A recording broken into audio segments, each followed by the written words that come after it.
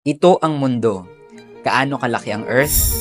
Kung lalakarin mo ang buong land surface ng Earth, it will take you approximately 10,200 years para matapos.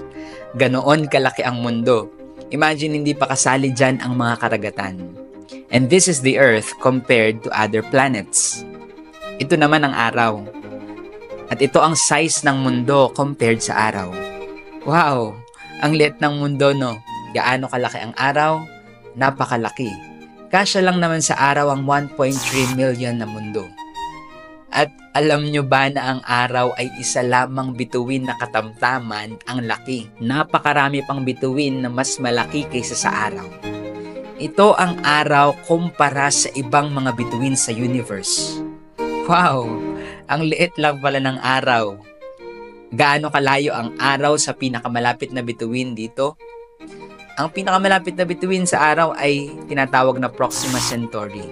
Gaano ito kalayo sa araw?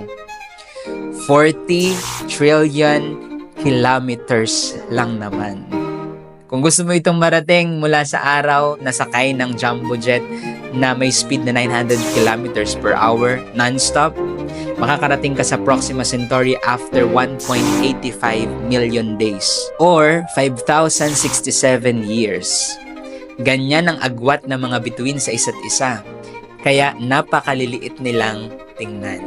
At alam nyo ba na ang araw at ang Proxima Centauri ay parte lamang ng isang katamtamang laki na galaxy na tinatawag nating Milky Way Galaxy. Ilan ang mga bituin sa Milky Way Galaxy? 200 billion lang naman. Again, ang Milky Way isa lang katamtamang galaxy na nasa loob ng napakalaking universe. Gaano ba karami ang galaxy sa universe? According sa mga scientists, ang bilang daw ng galaxy sa universe ay nasa 200 billion to 2 trillion galaxies. Wow! Literal na mind-blowing. Hindi nakasya sa isip natin ang lahat ng ito. And this is how big our God is.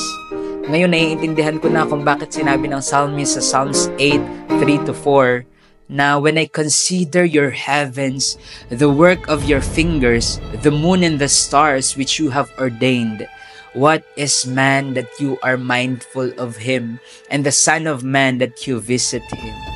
Imagine, hindi pa bilang ng mga tao ang stars, pero ang sabi ng Bible, He counts the number of the stars. He calls them all by name. Grabe. Bilang ng Diyos ang lahat ng stars at alam niya ang pangalan ng lahat ng iyon. Let me tell you today, the God that you serve is way bigger and way more powerful than you think. Ano ang pinagdadaanan mo ngayon? Ano ang hinihingi mo ngayon sa Diyos? Ang Diyos na iyong kakampi ay makagagawa ng higit pa sa anumang bagay na kaya mong isipin o gawin. Now, all glory to God who is able, through His mighty power at work within us, to accomplish infinitely more than we might ask or think.